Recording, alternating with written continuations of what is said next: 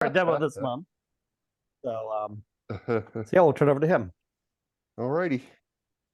All right, so most of you that are sitting here already saw what I'll be doing. Excuse me.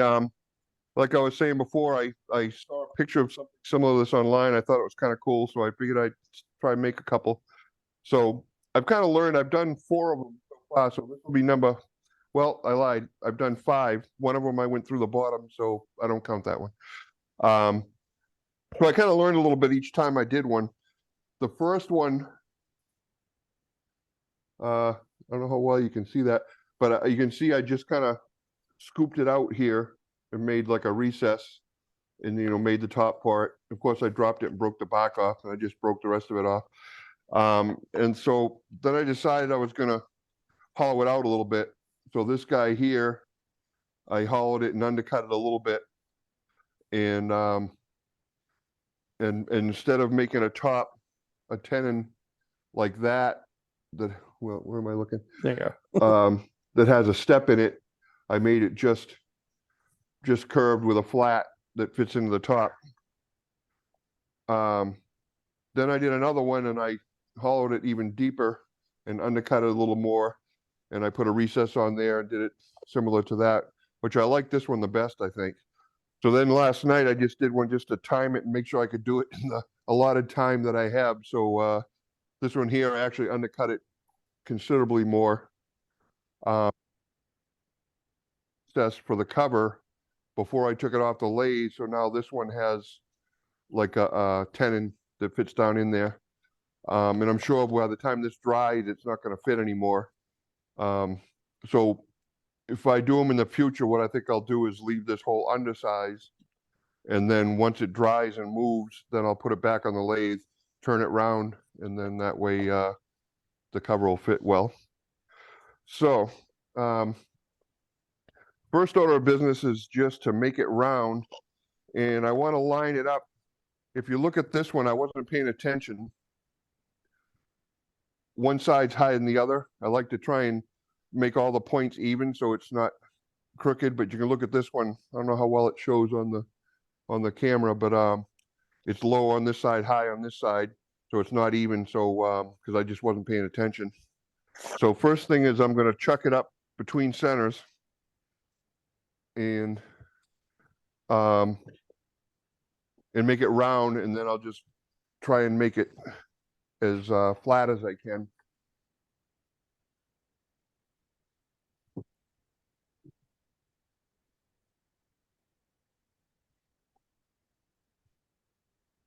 Let me know if you want a different view. All right. All right, I was going to use this stab center, but it's not sticking out enough, so I got another one that's longer that's going to work better for me. Rather than put it in the headstock, I like to just stick it in the vise, makes it easier. I mean, in the chuck. All right, so I'll go with this guy. I always have trouble getting things on a worm screw. What am I doing wrong? You have trouble Getting putting a it piece on of a worm wood. screw or getting it off the worm screw? I have trouble getting it on. Well, it could be that you're that the hole you're drilling isn't big enough. Yeah. So it's not making its way in.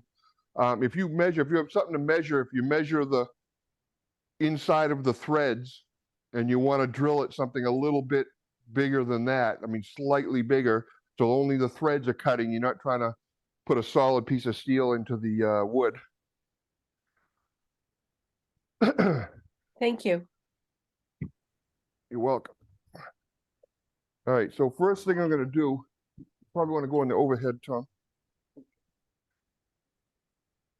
because I got it in here loose, and I'm just using my finger. Is that? Oh, there we go. Can I move this? Yep.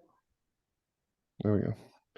So I'm just using my finger to get this thing lined up so both high spots are the same, and I can adjust it. That's why I like to go between centers as opposed to a wormwood screw, because then you can adjust. If you use a screw, you have no adjustment. So I get the bark lined up, and if you see, you can see the sapwood versus the heartwood. I like to kind of check that too. So I'm just lining it with my finger and rotate it around. So that looks pretty good. So I'm just gonna crank this in. Where's your, oh, here it is. I like to move it around a little bit, get it loose so I get a good bite.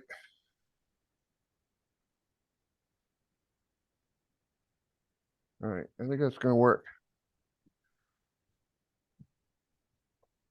So first thing I do is just make it round and put a 10 in. That I'm gonna hold in the chuck afterwards. Give this thing a spin so I don't crash. Crank it down, step out of the way. And gotta turn it on first.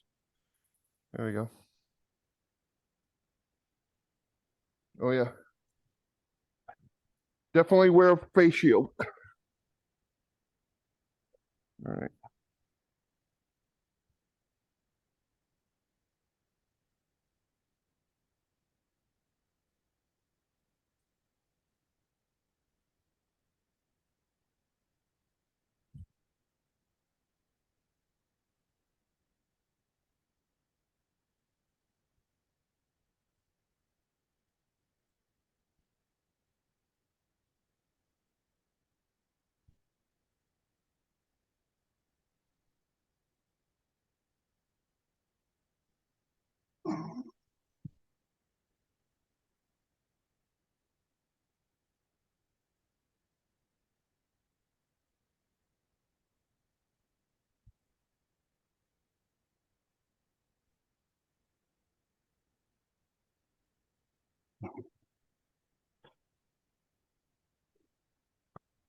All right, just make sure this thing's still tight. This log is green, right? Fairly, yeah, it came down like the spring, I mean, last fall, but so it's not sopping wet, but it's pretty wet.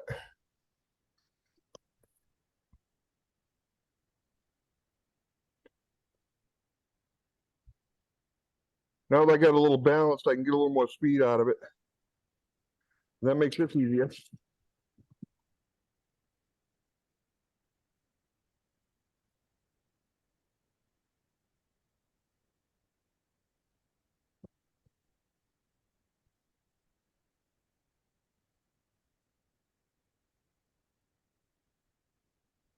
Well, normally when I do these natural edge, I'll go the wrong way into the bark, because so the bark won't fly off. But I know this wood, actually, the bark is on there very well. So I'm not worried about it. All those ones I did, I didn't lose the bark at all until I threw one on the floor. So Mike, what are you using for a gouge? one of Doug Thompson's, it's a 1/2 inch full gouge with like a swept back, with a swept back grind. Okay. What's that? V flute or U flute? I think this is the V. Is that the V?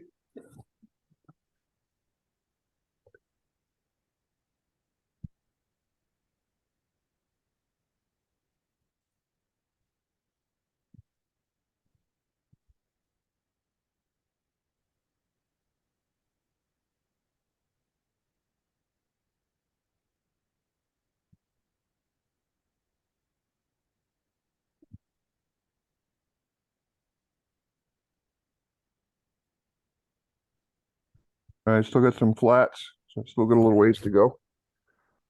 But actually, before I go any further, like I was saying when I started, like I lined these two ends up, but I want to make sure these two sides are also lined up, and I'm actually looking at that. Actually, it's not bad.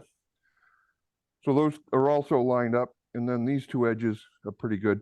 So that way, when I'm done, it's not going to be lopsided. It's going to be fairly symmetrical.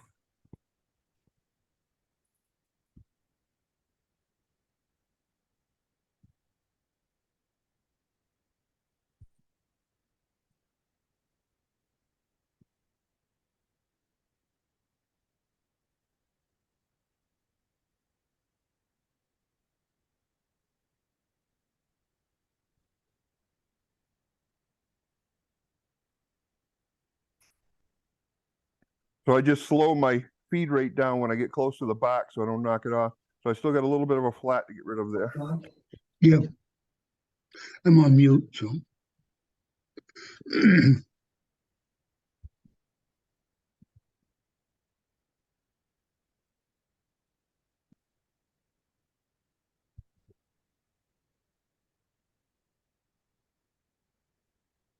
Okay, so that's good. Now I just gotta refine the shape a little bit. Try and get a little bit better of a finish, because I was just going at it, so it's not, so you can see all that tear out, but that can be fixed.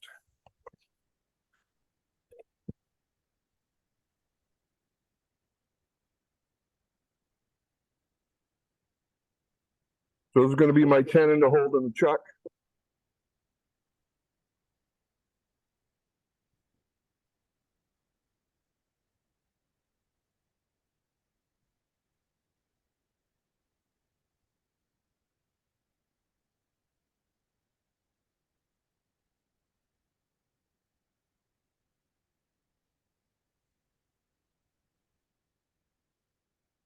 So I'm just doing a shear scrape to give myself a good finish.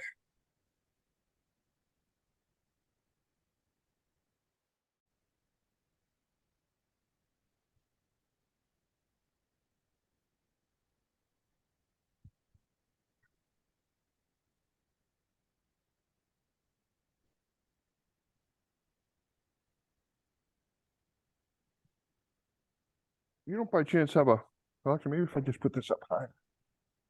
I'm trying to get my handle down. I'm hitting on, Oh, I have, the stock rest is in the cage down there. That help? that big one? Yep. Uh, That was one. no, I'll just put this up higher. I think I might be able to get it better.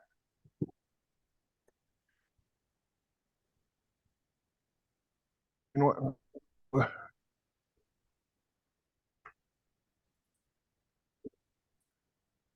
So I'm only switching gouges because that one's probably pretty dull at this point. So I brought a couple of sharp ones just to, so I don't have to resharpen while I'm turning.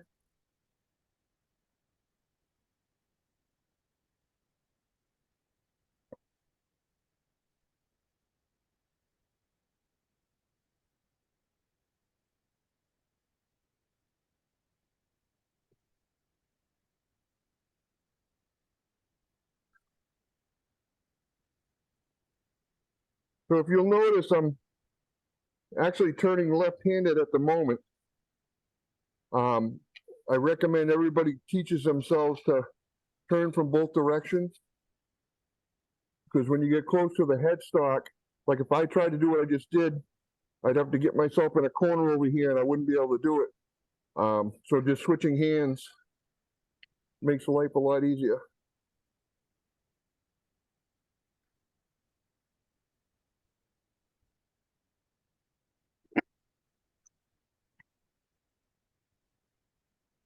Okay, so that's pretty good. A little bit of work down here.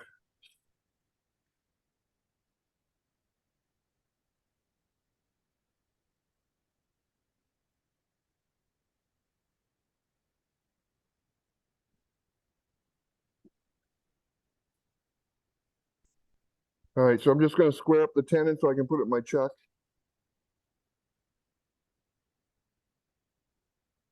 Few chisel just flat on its side.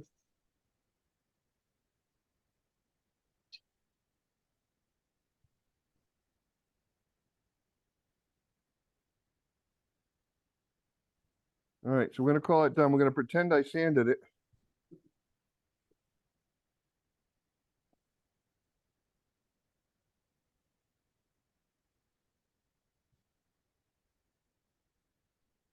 You actually fan green wood? Sometimes I use like the Abernet or whatever.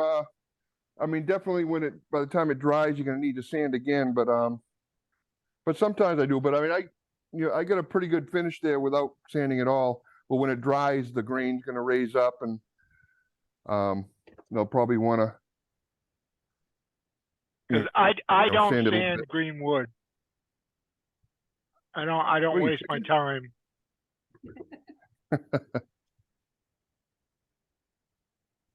I waste enough time on other things.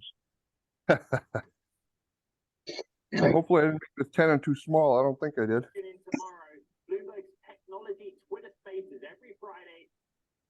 Oh shit, I did. Oops. Well, This is maybe smaller not. jaws. Yeah. I think I think I get just enough. Yeah. How's that for eyeballing? Well, for safety's sake, a couple of wraps of masking tape wouldn't hurt if it's that tight. No, it's actually in there pretty good. Let me see, look.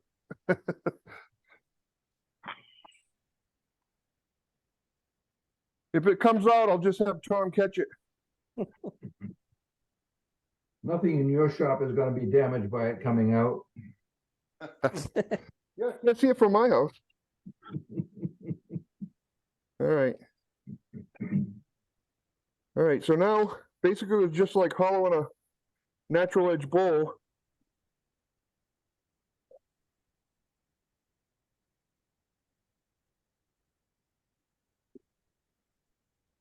I'm just trying to get the wood out of the middle.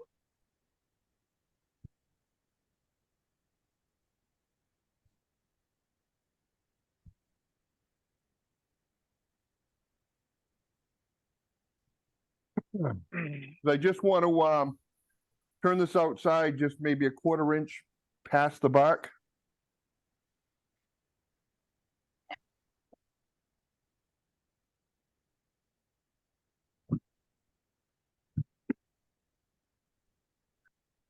Hey, look at that.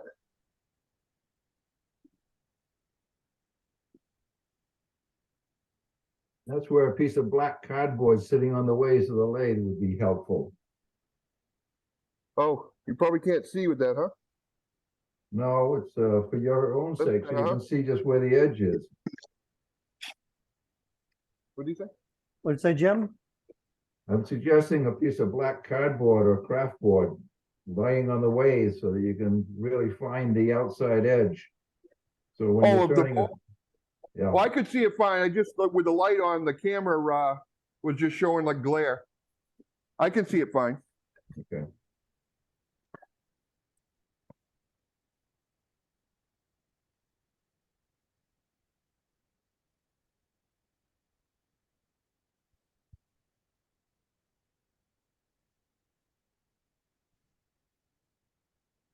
All right, so I'm just down to the box, so I want to get just a little bit deeper inside of here.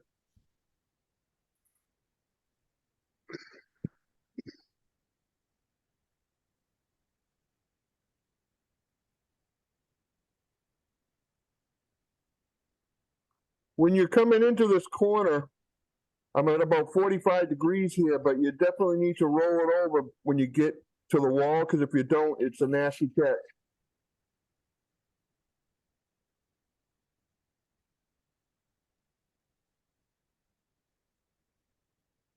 All right, so that's pretty good.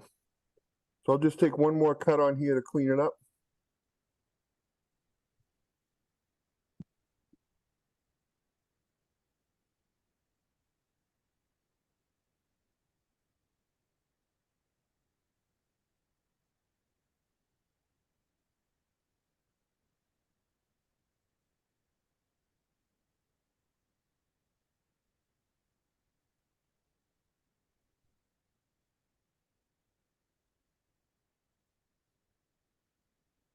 All right, so that's pretty good. So that's the wall thickness I'm going to be shooting for when I start hollowing this out. So I just want to clean that surface up a little bit, and then I'll start hollowing.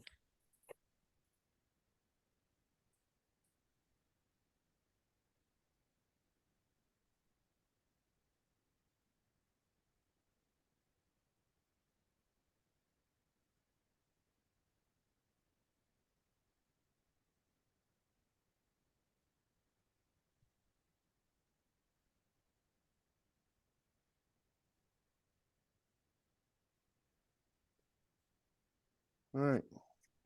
So now I'll start hollowing that out.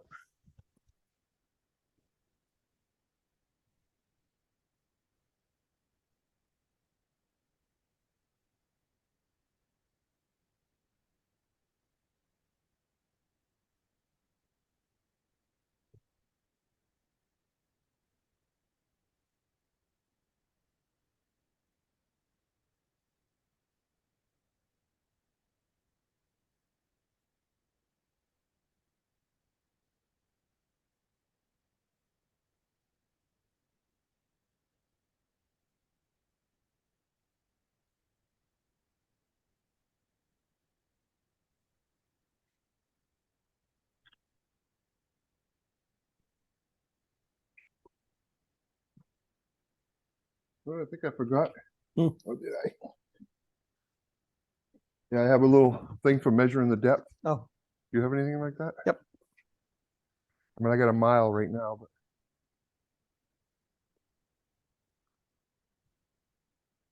here it is. Oh yeah, everything looks just like that, except smaller. So I think I still got a mile here, but I just want to see where I'm at. I got one of these too, if you want something smaller. Okay, thank you.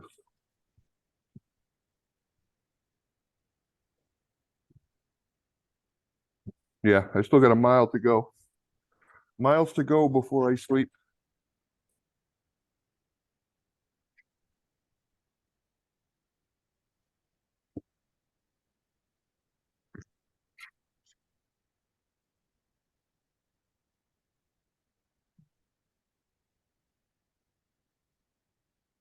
Mike, did you ever have a Vitmark lathe? A Vic Mark? Yeah? Yeah, I have one now. Oh, you do? Well, I have a Power Mac and a Vic Mark and a Jet. And a jeweler's lathe. But besides that, I don't have any. Why do you I ask? saw, well, you have a badge on your shirt that says Vitmark Yeah, your I sleeve. do? Yeah, on your sleeve. on the sleeve. This side. I did not know that. I bought this at one of the shows or something, because I wanted a light smock, because the other one I have is heavy. I never even noticed that. Who knew? Because their shipping's pricey.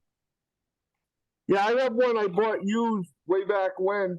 I think it's a VL 100, I think. It's like a mini, basically.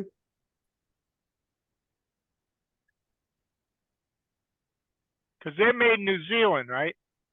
What's that? Vitmark are made in New Zealand.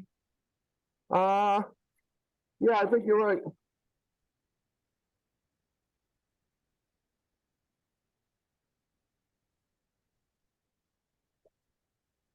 All right, well, that's as far as I'm gonna go with my gouge. I have a couple of hollowing tools, homemade hollowing tools. Actually, I can go deeper, I think.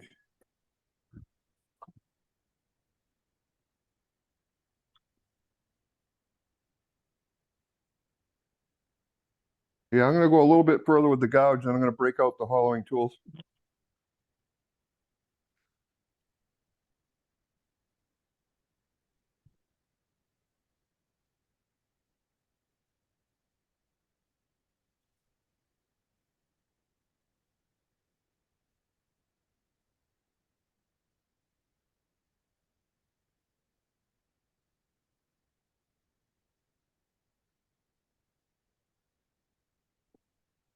See, Ron, you got a machinist background. This is my homemade hollowing tool. I Yeah. made everything with a high-speed bit that goes in it. It works pretty good though. How'd you flatten the shaft? I think I just threw it in I made it so long. I think I just threw it in a milling machine and just Oh, milled it down. okay. Okay, yeah, because most people don't have those in their garage. No, I don't either. But I had access to them at work, so. Yeah.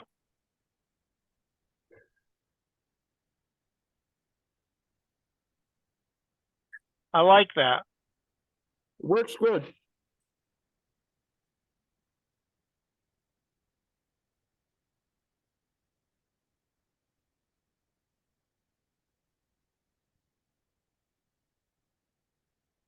So you can rotate the tool bit. Yeah, I just loosen it up. I can make it go Yeah, straight or yeah. sideways or. Yeah. I brought my air hose with me. That works good. I was thinking about getting one. Yeah, I don't remember who it was. The guy's name. One of the members It was had Gary. one at Woodcraft. Who? Yeah, Gary. that was me. I had one. Oh, yeah. love it. I had to have it. Yep, they were awesome. Works awesome. Didn't somebody much- have one up at the county, up at Sunapee? Well, it was at like we were doing demos at Woodcraft when I saw it first. Yeah, I had it at Woodcraft. How much does it cost? I don't recall. Do you? 29 No. bucks or something like that. Yeah, it's not much, you know. Too bad. I was just looking at them. They're 29 something, I believe. Yeah, Is that- that's that without Harbor the, Freight? Just for the tool. yeah, without the battery, yeah. Yeah. Ron, is that Harbor Freight? No, I think I no, got I it haven't at looked to Lowe's. see if Harbor Freight has one. Um, But I have Ryobi stuff, so yeah. Yeah, it works pretty good. next visit to Home Depot, I'll probably be getting one.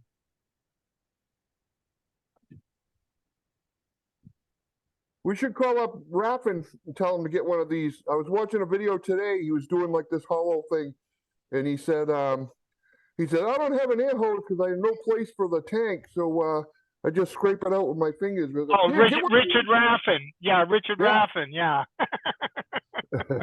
these."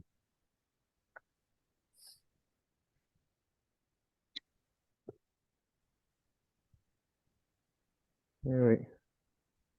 Yeah, good thing I checked. I got probably a little less than a quarter there in the middle, so nothing worse than blowing through the side of a bowl when you're doing a demo. Not that I know anything about that. None of us do. No, no.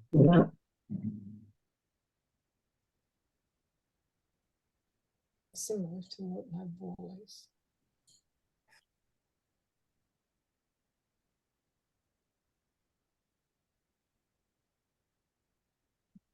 Yeah, it's when people take the lid off and they can see the light coming through. Yeah, there you go.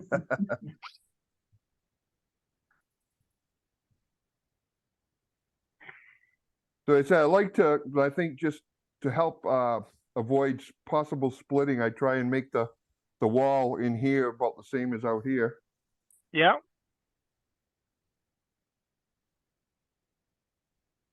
All right, so that's not too bad.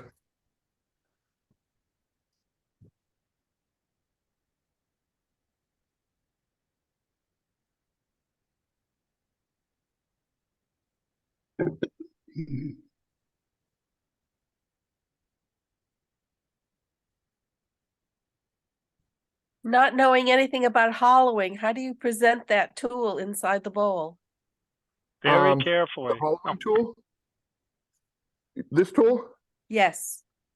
Well, this particular one, because it's flat on one edge, that goes flat on the rest.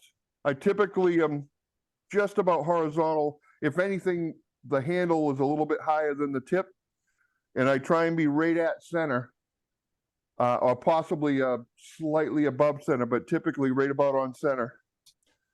And it's flat on the rest.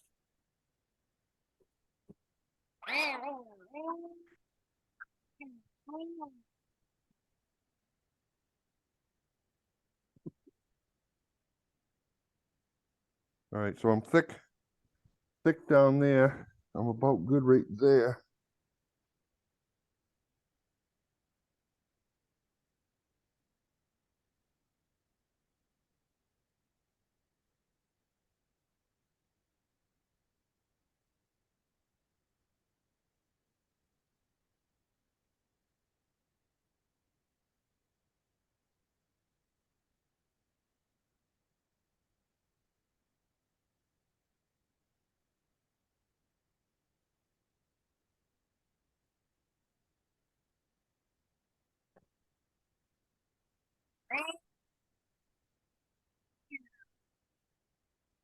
Yeah, I'd go nuts without this little blower because at home I have a compressor.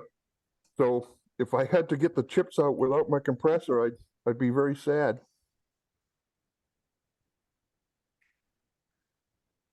All right, so that's not too bad. Here's another homemade one, Ron. Yeah. I'm just gonna do the bottom with this. I could use Brothers calipers, I got 10% off.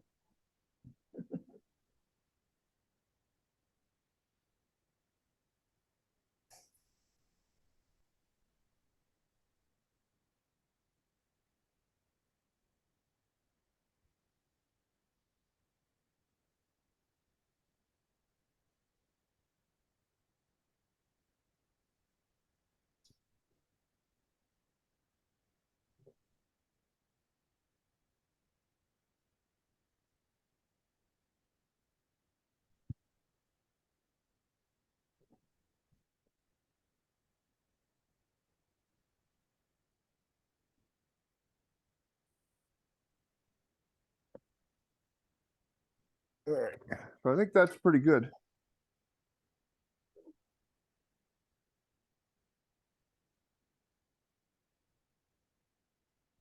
Yeah, maybe a little more. One more cut. You know that expression. That, I've heard that, I've done that before with regrets.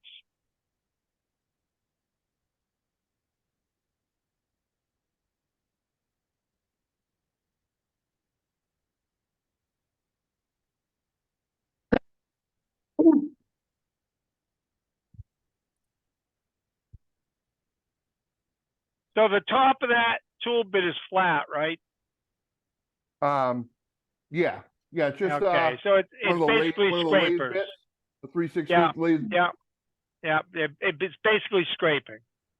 Oh yeah. Yeah.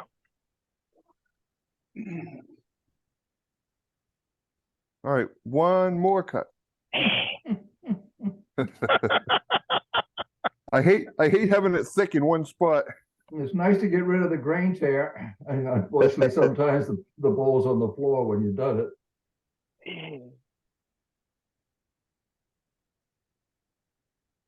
You know, Mike, we can't see it.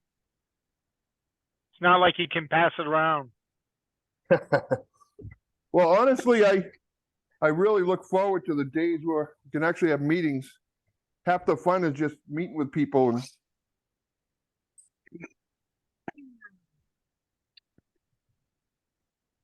I got a bump in there too. I'm hoping Woodcraft will open up Thursdays again. I got one bump right there. Yeah, but this way you can make obnoxious comments and nobody can hit you. That's true. That's true. And vice versa.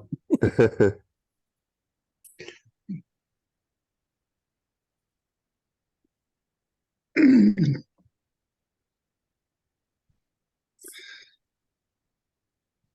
think I got it.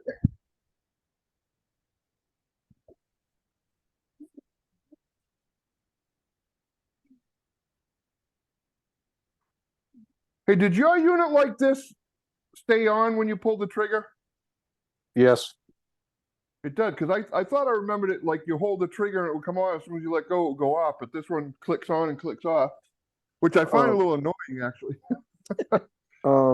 yeah, I thought you could just pulse it, but Well, I think if you just pull it in, yeah, just yeah, a little bit.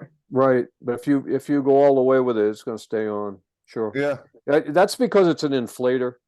So if you were Right. blowing up a big tube, Yep. you could Air just mattress. turn it on and walk away. Yep. Yep. So I screwed this up again. So now I got to change plans. I just realized, like I was saying in the last one, I didn't do the recess, but now I turned this so thin that I don't have room to make a recess. So I guess this one's going to be like 10. The 10-inch type style. Tenon with, lid. Yeah, like There you go. Yeah. like that type of Yeah. thing. Because I didn't leave enough meat there to make a recess. So that's all right. Design opportunity. Exactly. So I guess I'll make this wall straight now.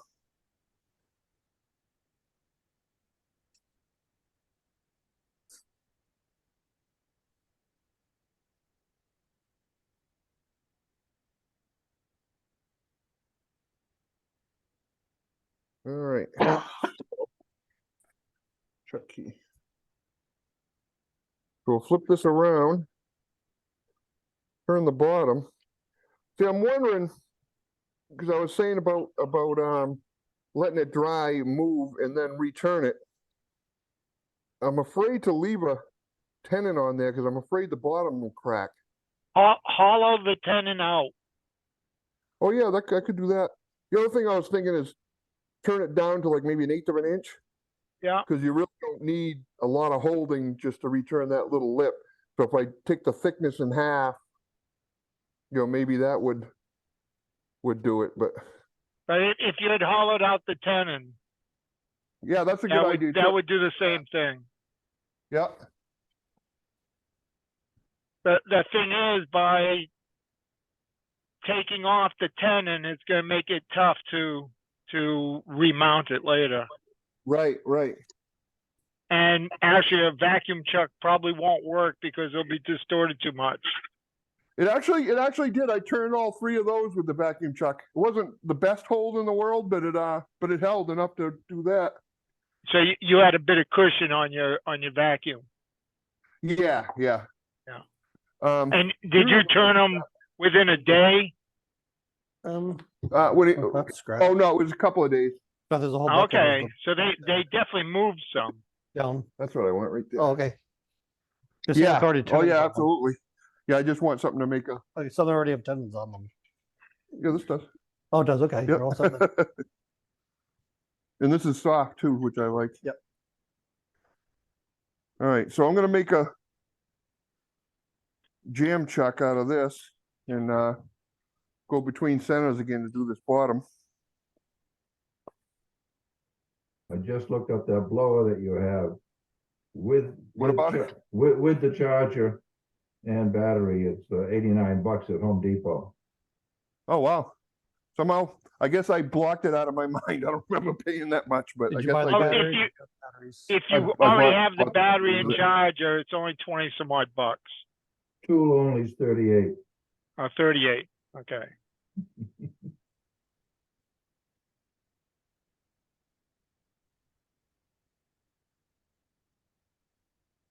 So, for those that haven't done this, I don't know what everybody's experience is, but basically I'm making like a half a donut. So I'm putting a little radius on there and I'm making a recess in the front. My mother's calling me. I'll call her back.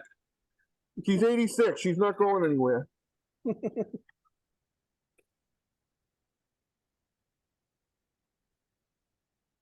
Yeah, so basically you're just making it round.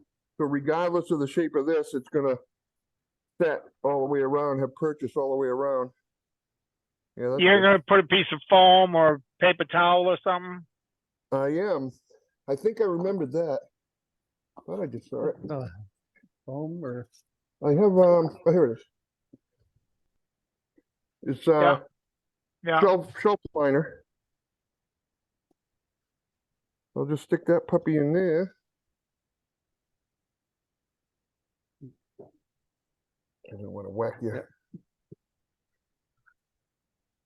I'm done with that. I'll put that there. I'm done with that for the moment. Put that there. So Mike, I call those friction drives. Yeah, there you go. Yeah, that's probably a better word for it. What that? That's how I do my 3-legged bowls. I don't know if I've seen those. I haven't been around long enough. There's a YouTube video, but it's tough to watch. Tom's lathe is moving. Everything's bouncing. I don't have a ton of concrete on. It's a really tough video to watch. So, again, for those less experienced, I don't know what everybody's experience is. I left the mark that I used when I originally turned it between centers, so I can just line up with that. And I'm right on center again, and it should, but I like to give it a little spin. It kind of helps center a little bit. And by rights, yeah, that's not bad. Got a little bit of a wobble, but not too bad. Oh, but one thing I should do, which I didn't do, sometimes forget to do, is check the thickness of the bottom here before I start hacking away at it and make another funnel.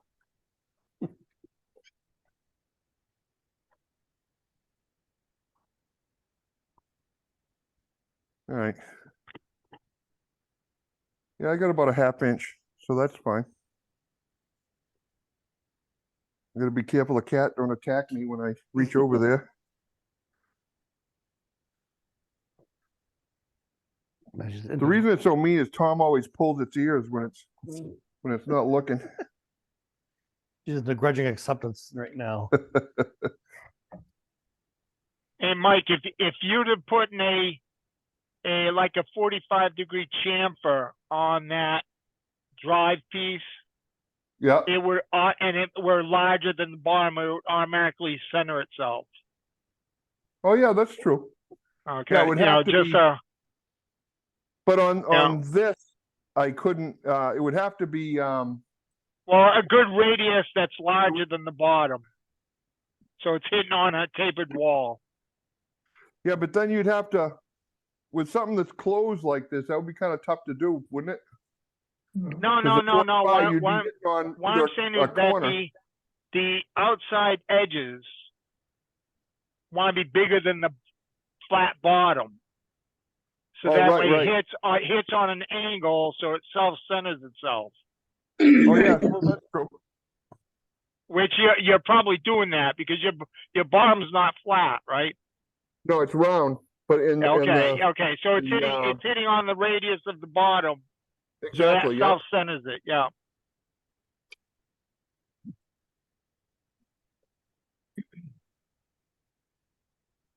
Or is it glaring? Yep. Going way too slow.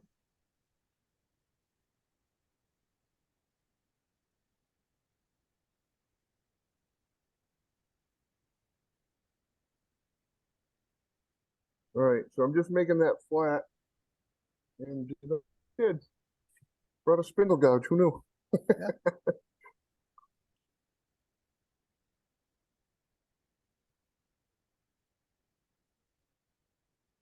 All right. So I'm just gonna recess this a little bit.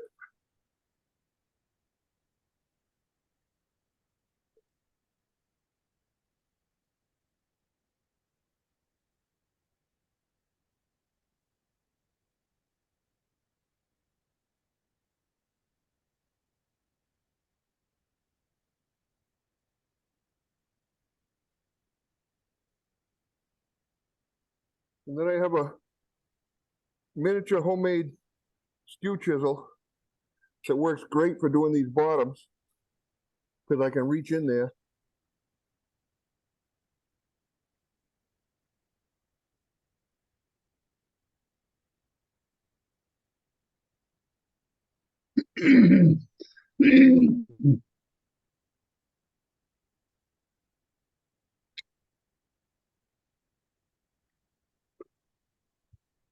Something feels Mike, weird.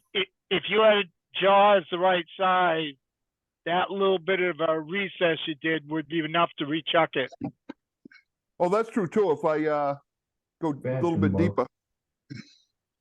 But then Yeah, again, that wouldn't be round either by the time I go to rechuck it.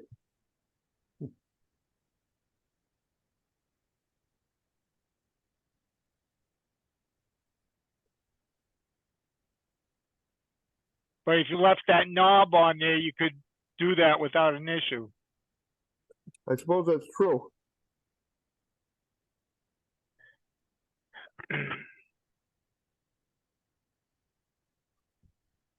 A little bit more.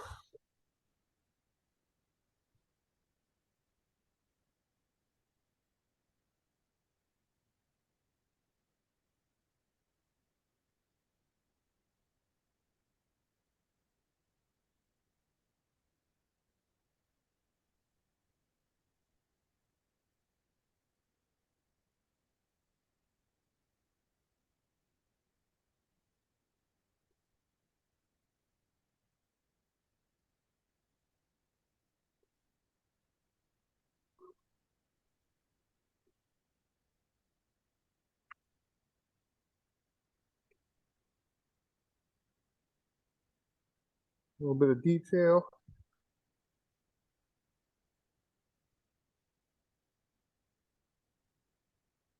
We'll call that good.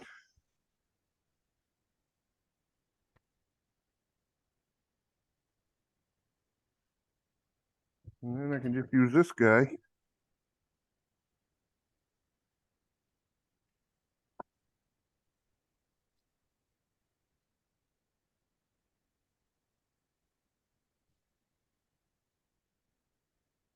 Skew chisel's a wonderful thing. You can use it for so much.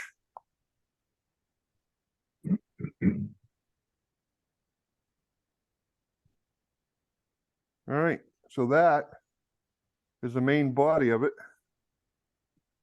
And now on to the cover. So I brought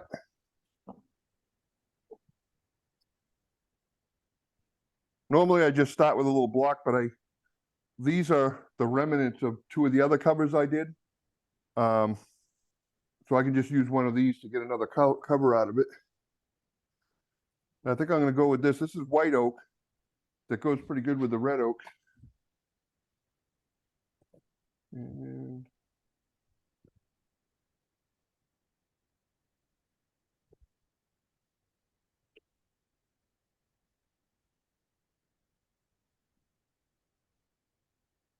yeah, I got a million of those sitting around home too. You never know when you're going to need one.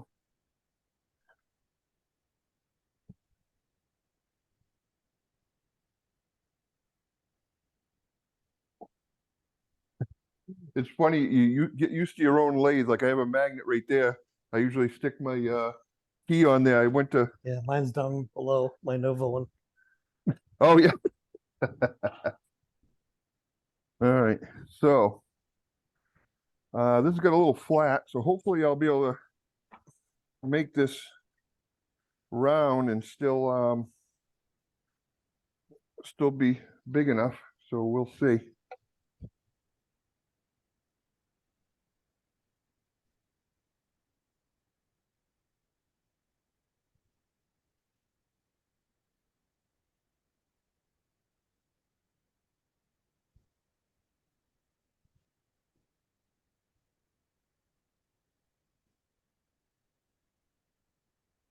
Oh, yeah.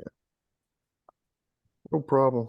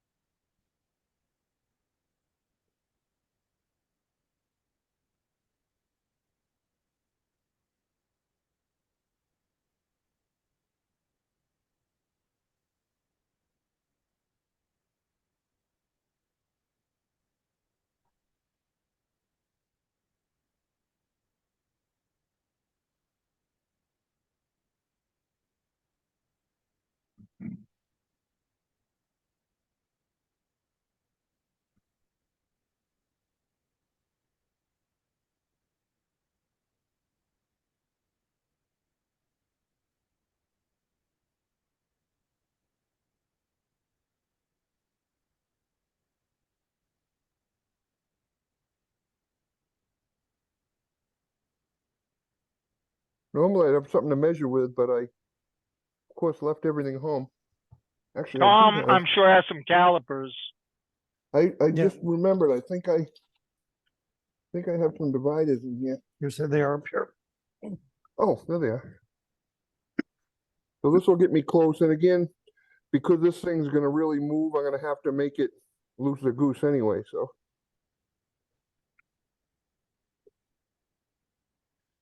Yeah, I still got a little ways to go.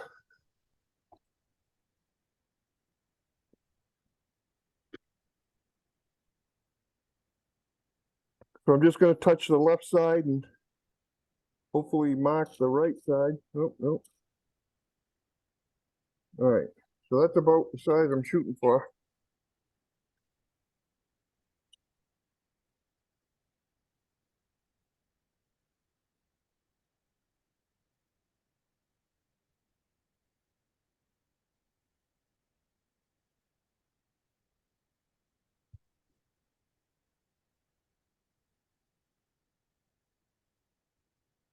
See, I can turn my bottom with that, Ron. I'll never get it off.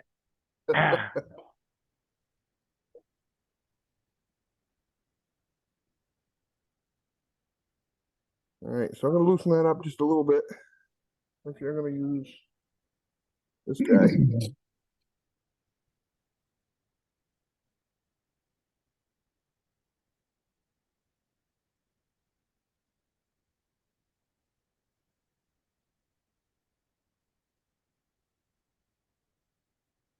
All right, so a little bit of an overhang. And I actually wanna, because I'm doing it this way, and this top is crowned, so I'm gonna wanna undercut that a little bit.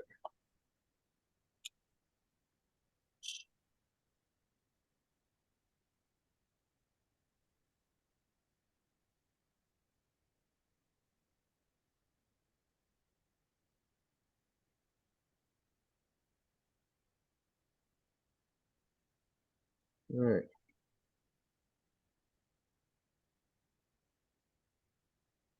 So obviously this is gonna be the inside.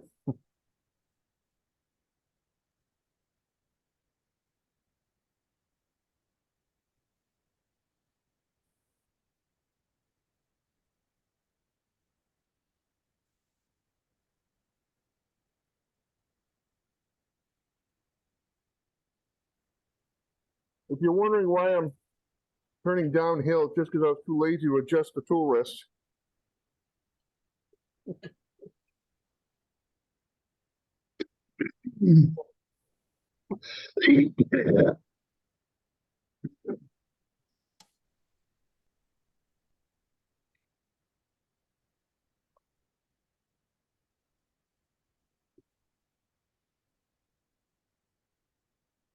Yeah, wrapping does kind of inspire you to use scrapers more, huh? Well, I use scrapers a lot, but I ended up buying a couple of SKUs to, one for a shear scraper and one for a large radius scraper. Oh yeah, there you go. Yeah, I use my SKU more than actual scrapers.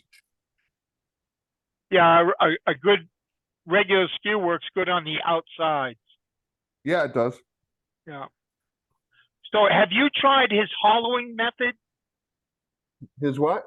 His hollowing method for something like this? I think he's talking for end grain work. Well, I Where- watched that video today, and he didn't use any hollowing tools. He used just his scrapers and A and, 3/8 and is gouges. spindle gouge. But what Yeah. I'm saying is he goes in, makes like an inch hole, and then he uses the edge of the 1 inch hole to do the hollowing. Oh yeah, yeah. Okay, as a fulcrum point for and actually that it works back out hole real well where does. he's actually cutting on the opposite side of the hollow. Yeah, that back hollowing, I think he calls Yeah, it. yeah. I've tried it. I haven't mastered it. I haven't tried it yet. When it works, it works. Yeah, and But then I- you just open the end up afterwards. Exactly. Yeah. And Tom said, and when it doesn't, it's exciting. Well, the thing is that I believe he gets a good Oh, finish. yeah, put on, 10. A good time. Jeopardy. Whoop. Oh, okay. Yep. Oh, So we're that's done with gonna- this anyways. Yeah. Just gonna break that edge a little bit.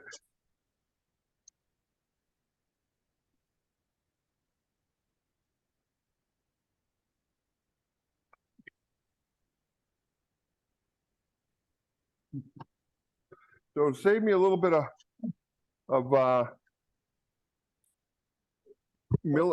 turning on the other side, yeah. I'm just gonna part this off.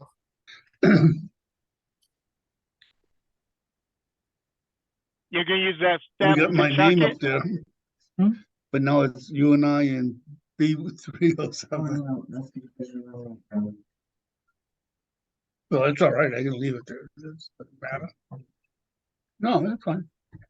I just pointed it out, that's all.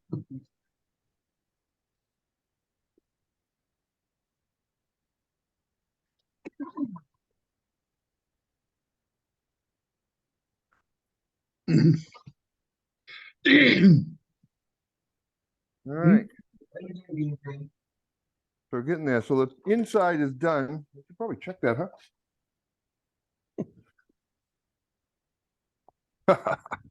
I probably should have taken a little more off, but that's okay. Hey, It was just perfect and then it leave, shrunk. leave it on there when it dries. That way it'll be a perfect fit. No, I'm only kidding. All right, so you know what I'm gonna do? Do I? Yeah. Let's see. Let's get that out of there.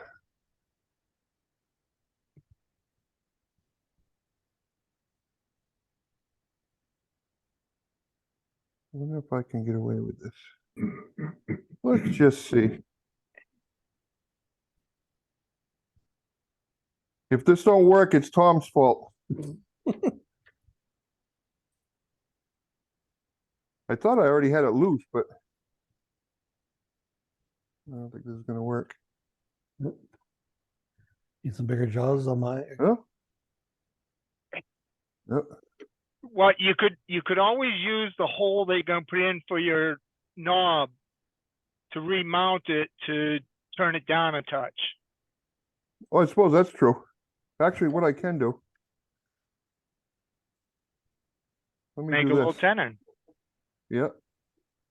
Just go easy so I don't mess up that surface. Well, actually, I'm going to turn that surface, so I don't care if I mess it up a little bit. All right.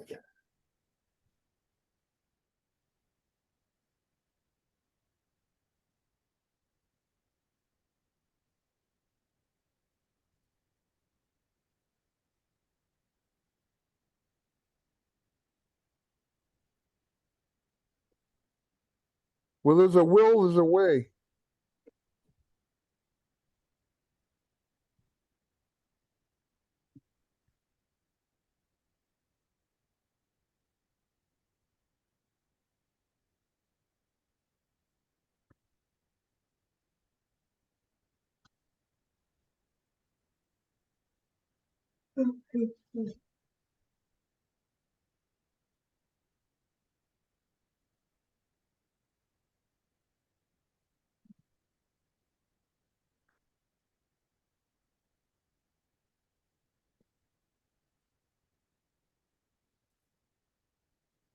See, told you it fit.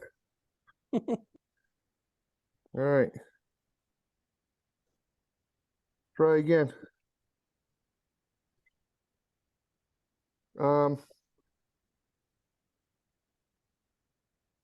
Well, I was gonna do a, well, I'll let you guys decide. Do it. I was gonna do a jam chuck. I got this guy, and I was gonna make a jam chuck and turn it that way. But actually, I can probably put this right in the jaws. This is pretty hard work. I mean, hard wood. So I can probably get away with just doing it this way. So what do you think? Go for it, Richard. Do you call me Richard? Yeah. Because Raffin does that all the time. Oh, right.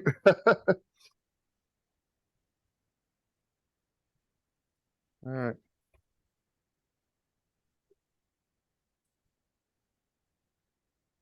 I taught him everything he knows. So by watching him, I've picked up a lot of little cheats that actually work well. So So far, so good.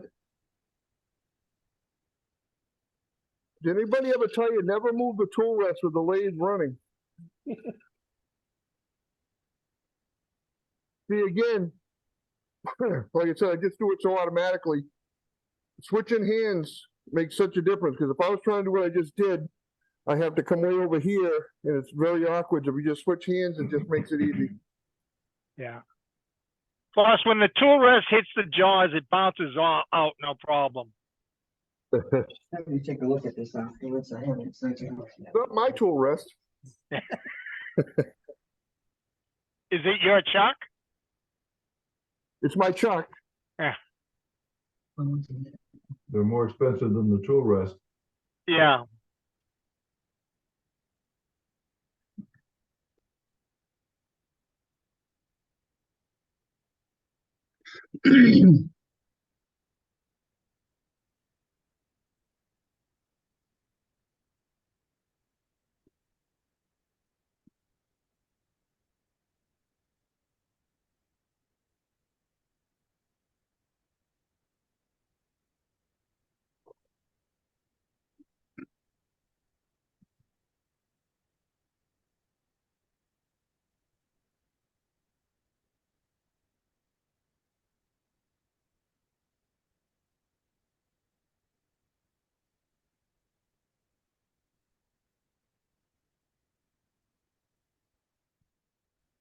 All right, so I'm gonna drill a little hole for the finial. Just giving myself a start point.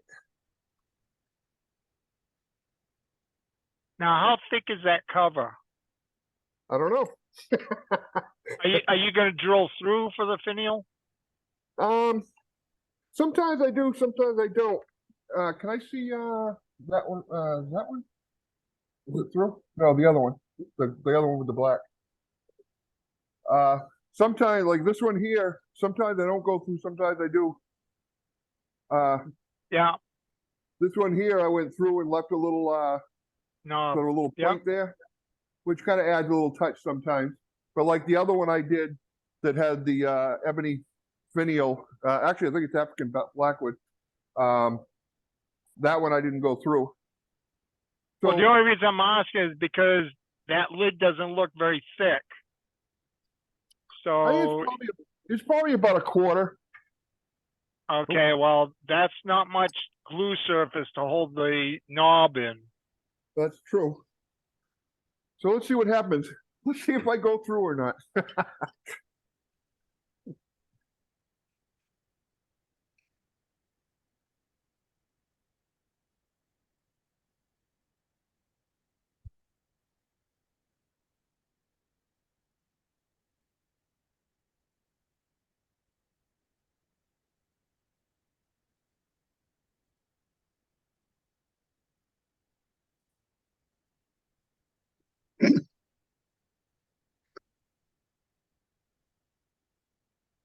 You don't have a like a marker, do you? Like a Yep. I mean not ballpoint, a Sharpie or something. Just saying, I just want to mark about a quarter of an inch and see if it goes through. If it doesn't, I might not go through it.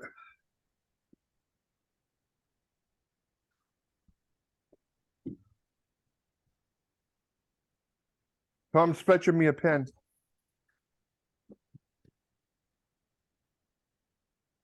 that a flat bottom drill or just a 60-degree bit drill? That's just a regular 118 degree. There is gauge, isn't there marking on the quill for your depth? Well, I'm marking. Thank you. I'm marking from the corner. I'm not counting the point because I want to see if I can get to where I just marked, then I'll probably stop if I didn't go through. But if I start to go through, well, Okay, I'll but what I'm probably, saying just is, go all the way on through. my lathe, there's marking on the quill. So Yeah, once there you is. got It's on the- once you got the corner of the drill touching it, then you have the quill to measure how deep you're going. Yeah, that's true. I could have done that. Wonder if I started through.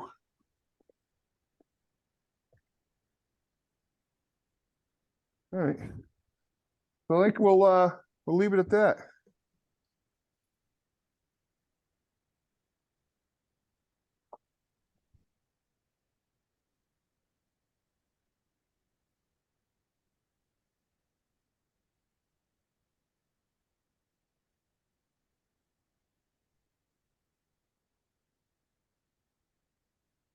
Yep, look at that, no hole. All right, so got to switch chucks.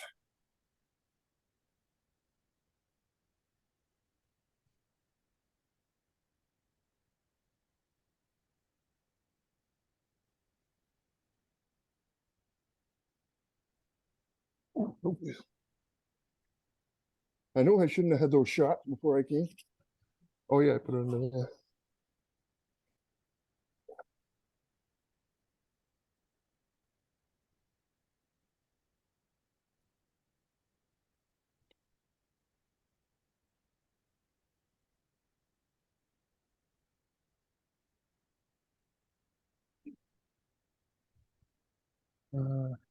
So,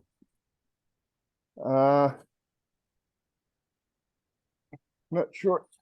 I think I have a little piece of U here. I think that might go good on there. So we'll try that.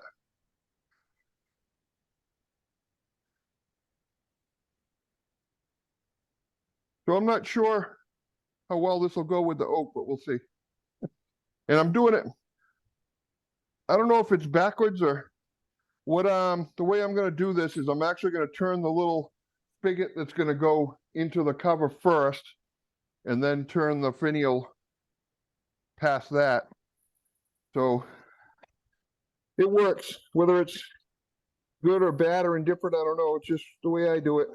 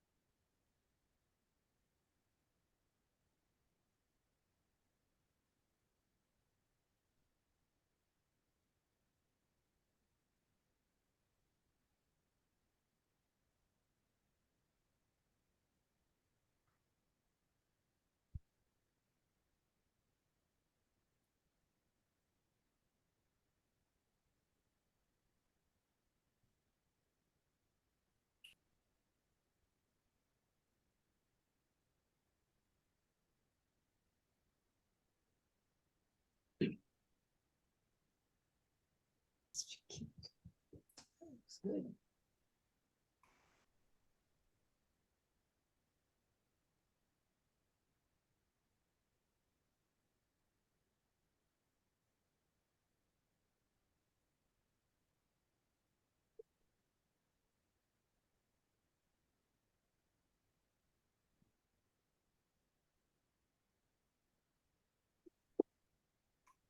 I didn't need that top anyway. All right, so I just threw the cover on the floor, but on the bright side, I got it fit.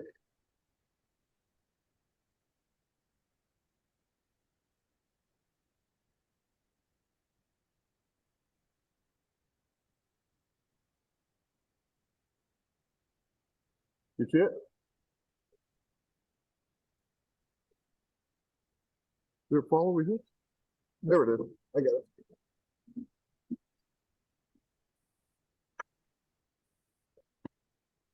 All right.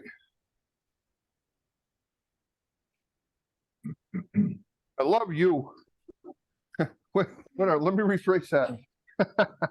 I love the wood you. It's just such nice wood to turn and it's nice to look at. All right, so just trying to decide how I want to do this. All right.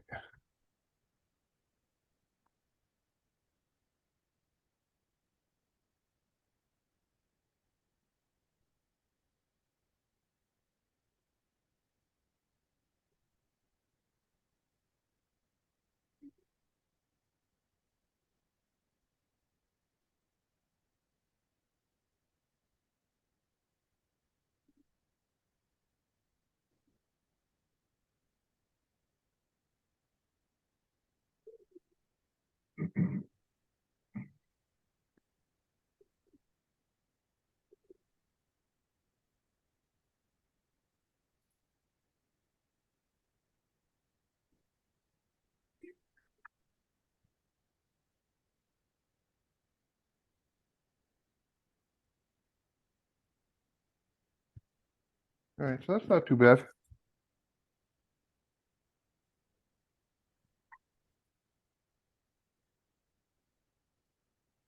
Yeah. All right. So I kind of like that shape.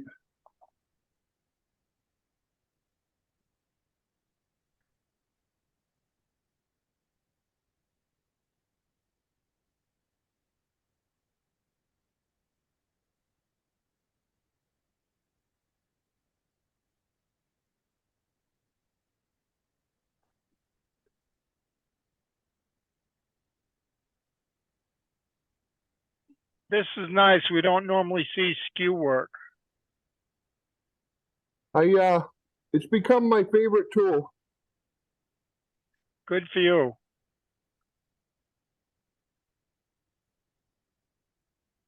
It still scares me.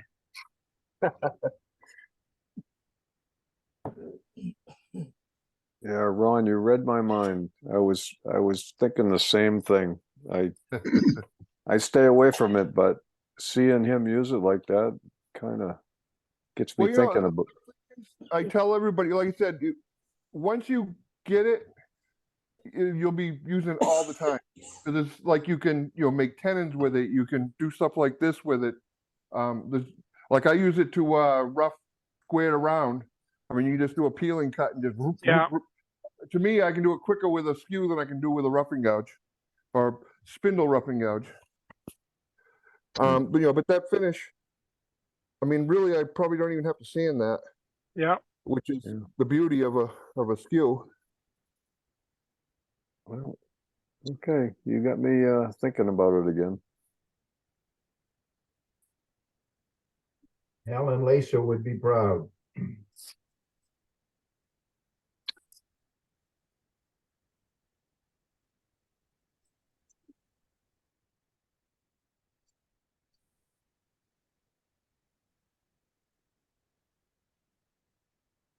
Alan Batty would be too. God bless his soul.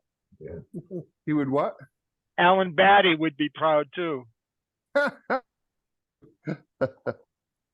right, so I don't know.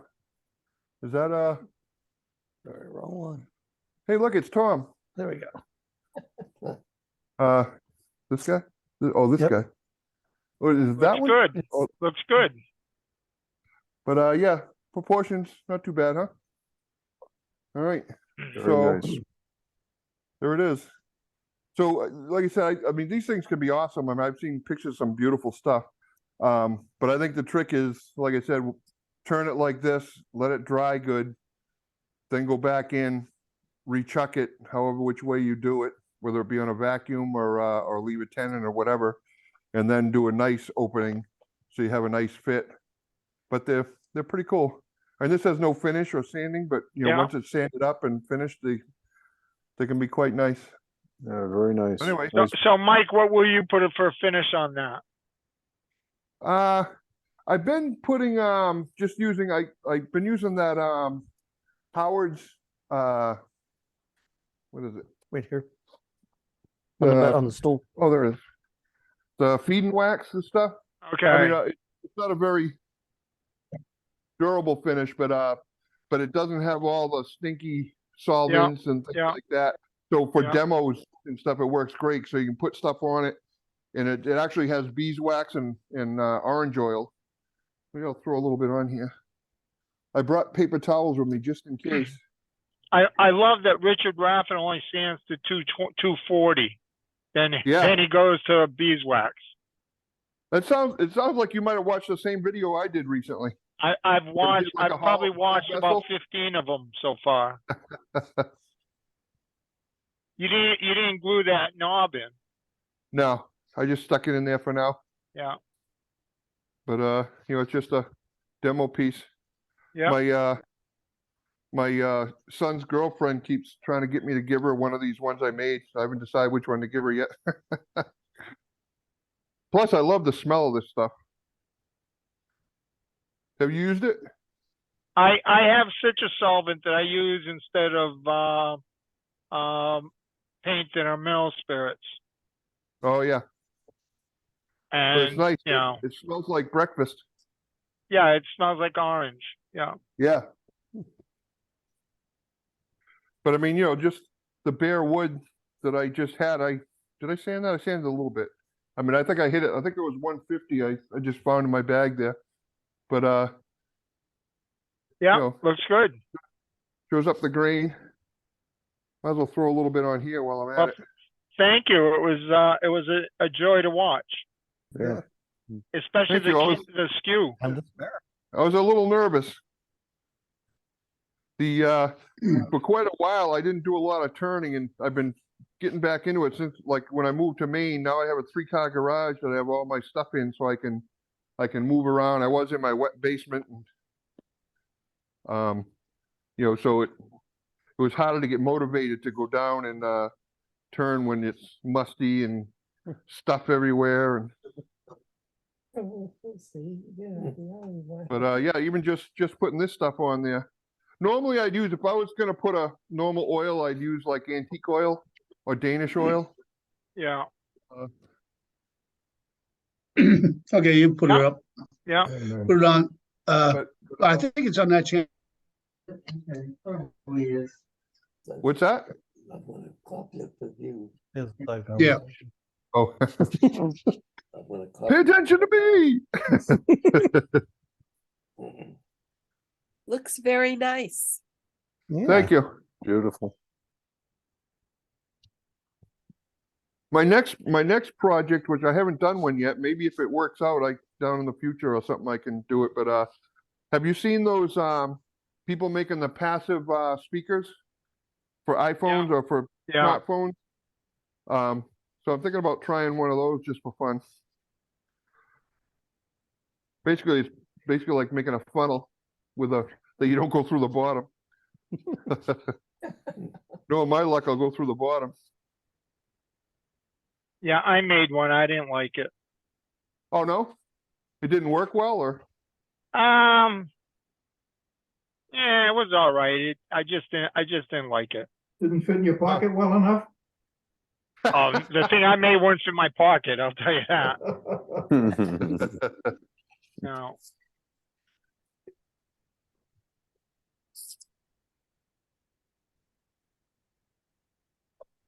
Yeah, that's better. Yeah, now it Very looks nice, Mike. looks almost like a turning. Very nice, Michael. Very Yeah, nice. very nice, Michael. Thank you. And that be that. Oh, thank you. Yeah. Great job.